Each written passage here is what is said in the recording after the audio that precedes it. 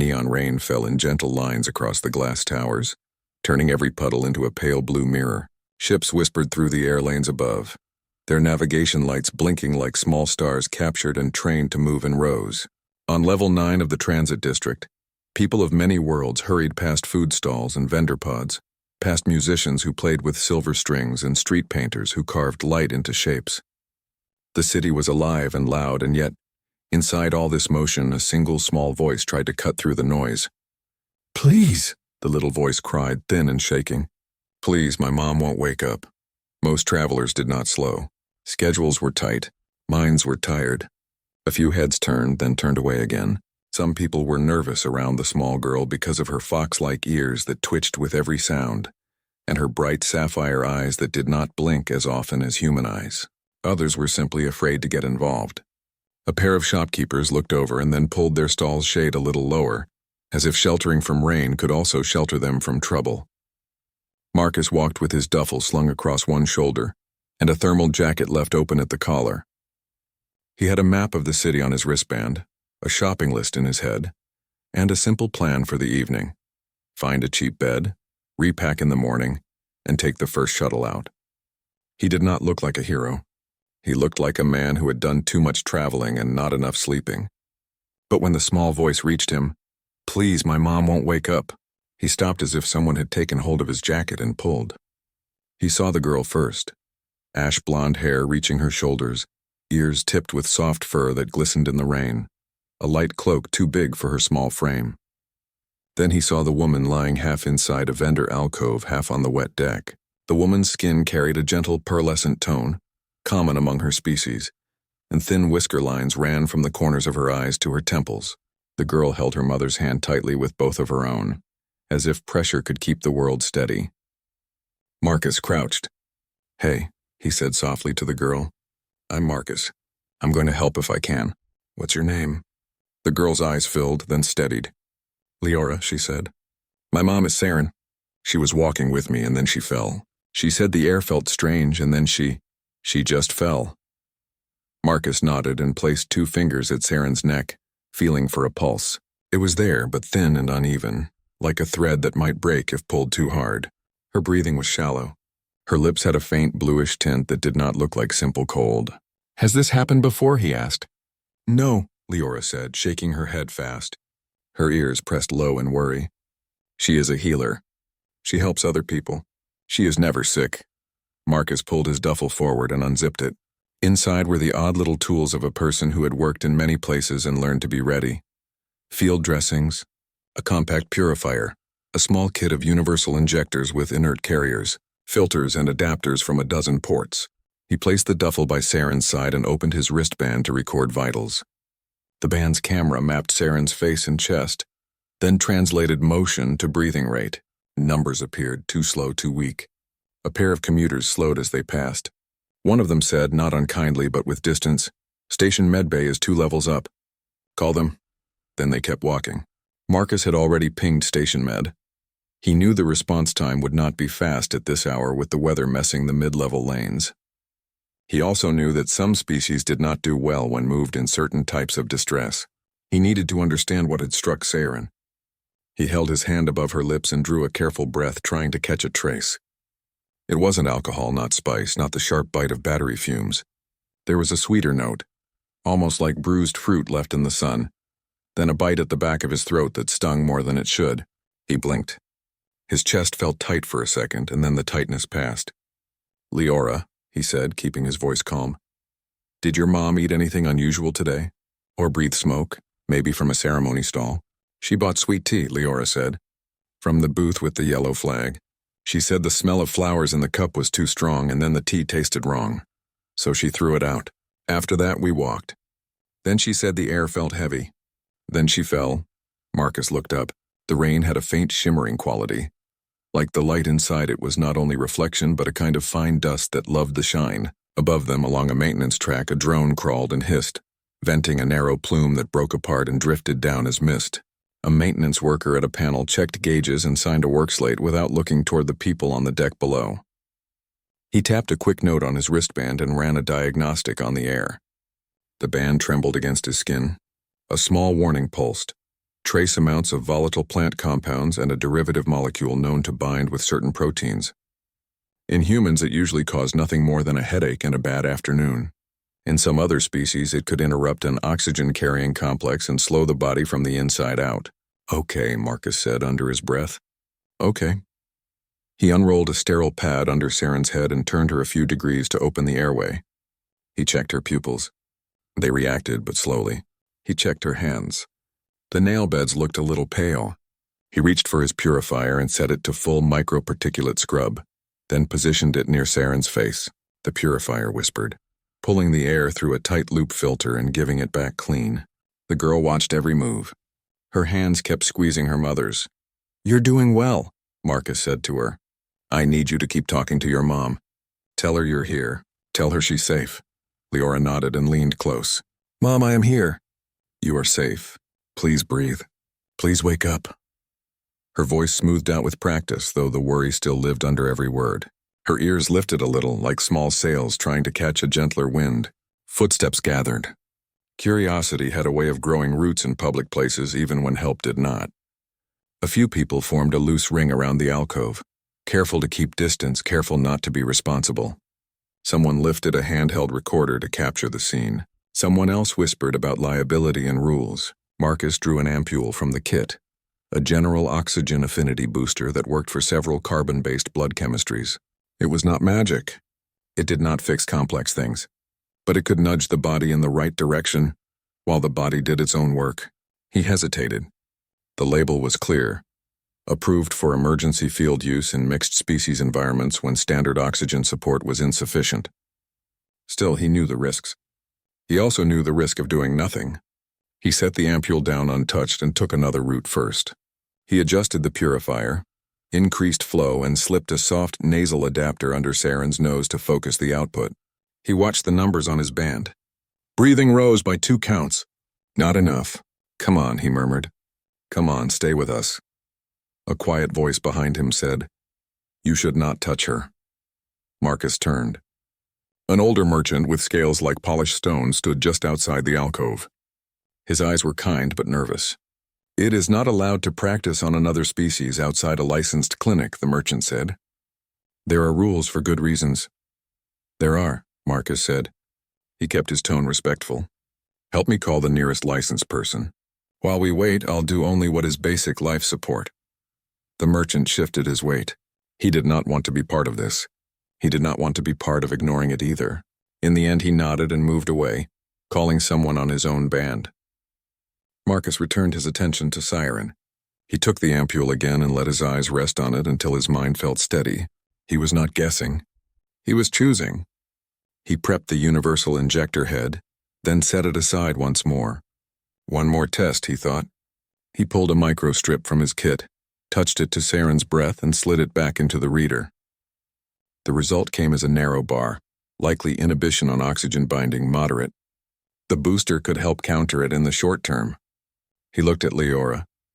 "If I give your mom a small dose of this, it might help her breathe stronger while we wait for the med team." "Will it hurt her?" Leora asked. The question was almost too big for her mouth. It came out as a brave whisper. "It might sting," he said, honest and gentle. "But it is meant for help, not harm. I would not do it if I believed it would make things worse." Leora looked at her mother's face. Rain tapped the deck as if counting seconds. She nodded once. "Please help her." Marcus cleaned a small spot on Siren's arm and pressed the injector with careful pressure. The device clicked. A tiny line of color faded through the transparent ampule as the dose went in. He set the injector aside and waited, every part of him listening. At first there was nothing. Then Saren's breath grew a little deeper, like a person finally remembering how to sleep. The bluish tint at her lips softened. Marcus exhaled a breath he had not realized he was holding. He checked the numbers. Better. Not safe, not done, but better. A sharp whistle cut through the air. 2 station enforcers approached. Their uniforms neat, their boots dry despite the rain. The crowd shifted to open a path. Relief mixed with the strange energy that arrives when responsibility can be shifted to someone with authority. The enforcers' masks showed neutral expressions and their hands stayed away from their belts. Even so, the air felt tighter. The taller enforcer scanned. The rain stopped, but the silence left behind was heavier than the noise had ever been. The purifier hummed gently by Saren's face, her breathing deeper now, though still fragile. The healer had knelt close, her hands quick and sure as she checked vitals and adjusted readings. Marcus stayed crouched at her side, steady and calm, even as the enforcers watched him like a man standing too near a forbidden line. The healer finally looked up. "She will recover," she said firmly. "The poison in the air is still present, but the immediate danger is past. We will move her to a safe chamber with controlled air until the compound clears from her blood." She adjusted her bag and glanced again at Marcus. Her expression softened. "You did well." Leora's small body sagged in relief, and she pressed her face against her mother's hand. "She is going to wake up, right?" she asked in a trembling whisper. "She will wake," the healer said, with the certainty that only experience could carry. Then she turned to the enforcers.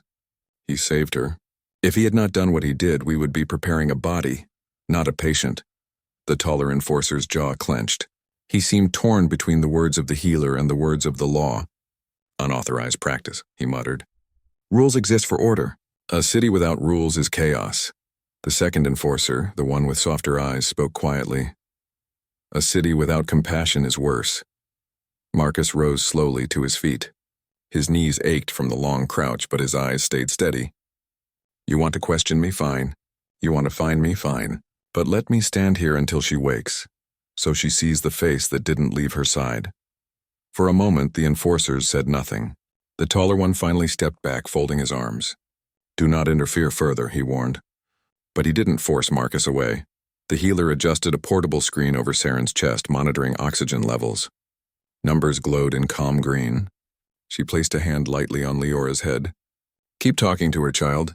She can hear you." And so Leora whispered, her small words carrying into the silence.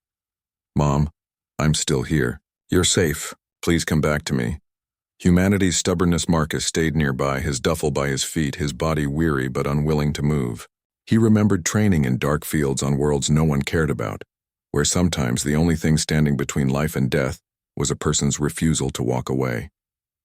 He had thought those days were behind him, but here in a glittering city the same truth remained. The healer worked carefully, her hands practiced. She glanced at Marcus again and asked, "What was your background, human?" "Field medic," Marcus answered simply. "Earth Exploration Corps. Left the service a while back. Been drifting since." She gave a small nod. "You still carry the heart of it." Around them, the crowd had begun to thin. Some stayed, whispering to one another, sharing recordings already streaming across the city's net. A human traveler, kneeling in the rain beside an alien woman, defying rules to keep her alive. It was a story that spread quicker than commerce, quicker than gossip. The enforcers spoke quietly between themselves, their stance no longer quite so sharp. Even they felt the weight of the healer's words and the truth before their eyes. Marcus had not harmed. He had saved. And the law, though strict, could not erase that. Minutes stretched. Then Siren stirred. Her eyelids fluttered, and her fingers moved weakly in Leora's grasp. A faint sound escaped her throat like a word carried from a dream. Leora gasped, her eyes filling. "Mom, you're awake." Siren's gaze lifted slowly, unfocused at first, then sharpening. Her eyes found her daughter's face, then moved to Marcus. She blinked, confused, but she understood enough. She was alive, and someone had chosen not to leave her behind. "You're safe now," Marcus said softly. "Stay still. The healer has you." The healer leaned close. "Breathe slow. The danger is passing." Tears ran down Leora's cheeks as she hugged her mother's arm. "He saved you, Mom. The human saved you." The price of defiance. With Saren conscious, the healer prepared to move her to a proper chamber. The enforcers stepped forward again. The taller one said firmly, "Human Marcus, you will come with us to answer for unauthorized medical action." No further resistance. Marcus nodded once. He had expected this. "I'll come," he said. "But let me walk with them until they're settled." The second enforcer hesitated, then spoke. "You have my word. After the healer secures them, we will proceed." Marcus gave a quiet sigh of relief. He gathered his bag and walked beside the stretcher as the healer's team arrived to carry Saren gently. Leora stayed close, never letting go of her mother's hand, but she kept glancing at Marcus as if afraid he might vanish. Each time Marcus gave her a small reassuring nod. At the lift, before the stretcher moved inside, Saren caught Marcus's wrist with surprising strength. Her voice was faint but clear. "You did not have to stop. But you did. I will not forget this. Marcus bowed his head slightly. No one should be alone in a moment like that. She smiled weakly and let go. The doors closed, carrying her upward. The healer gave Marcus one last respectful look before vanishing with them. Now the enforcers closed in. The taller one gestured. This way, a city's witness. The questioning chamber was plain. Metal walls, a single table, 2 chairs. Marcus sat with his hands folded. The taller enforcer asked routine questions, his tone clipped, while the second enforcer observed quietly. Why did you intervene? Because she was dying. You knew it was against the law. I knew it was against the law to act without license, yes. I also knew it was against my own nature to stand by. The enforcer frowned. You could have made the condition worse. Marcus nodded. I could have, but I did not. I did the best I could with what I had until someone better arrived. That's what a medic does. The second enforcer finally spoke. You saved her. We both saw it. The taller one shot him a look. But before he could respond, the chamber door slid open.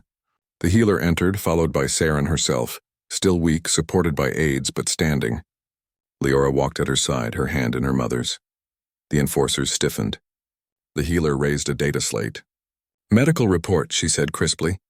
Without the human's intervention, Saren would not have survived long enough for me to reach her. His choices were sound. His knowledge precise. This city should commend him, not punish him. Saren stepped forward slowly. This man saved me when no one else stopped. If you call that a crime, then your law is broken. The taller enforcer's mouth opened, then closed. The second enforcer looked almost relieved. Silence hung for a long moment. Finally, the taller one said, The law is clear, but exceptions are permitted when licensed testimony is given. He looked at the healer. You provide testimony? I do, she said firmly. On record. Then the matter is dismissed. The words tasted bitter on his tongue, but he said them. Marcus exhaled. He had not been afraid of punishment, but he was glad it would not come to that. The seed of respect news traveled quickly. By nightfall, Marcus's face appeared on 100 streams and feeds. The human who stopped. The image of him kneeling beside Siren, of Leora clutching his arm, spread across the city. Some mocked, some admired, but most whispered that humans, impulsive, stubborn, reckless humans, were perhaps braver than anyone had thought. In the days that followed, strangers nodded to Marcus in the street. Vendors offered him food at half price. Children with fox-like ears waved shyly. The enforcers never spoke of it again, but their eyes were different when they passed him. And in quiet places, when no one was looking, they gave him a respectful nod. Saren recovered quickly under care.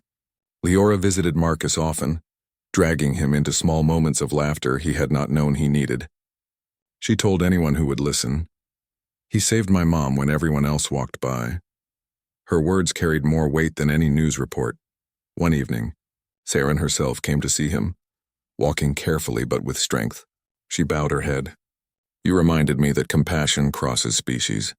You reminded this city that rules are not stronger than kindness. For that, I thank you. Marcus shrugged lightly. I only did what anyone should do. But not what anyone did, she replied softly. And that truth echoed louder than any law. Closing. The neon lights still glowed. The city still hurried. But somewhere within its rushing veins, a seed had been planted. A story had been told and retold, that when a child cried for help, it was a human who stopped, knelt, and stayed. And though Marcus walked again with his duffel on his shoulder, fading into the crowd, he knew that the act itself would live longer than he ever could, because sometimes, in a galaxy filled with laws and fear and silence, the most human thing of all was simply this: to stop, to listen, and to help.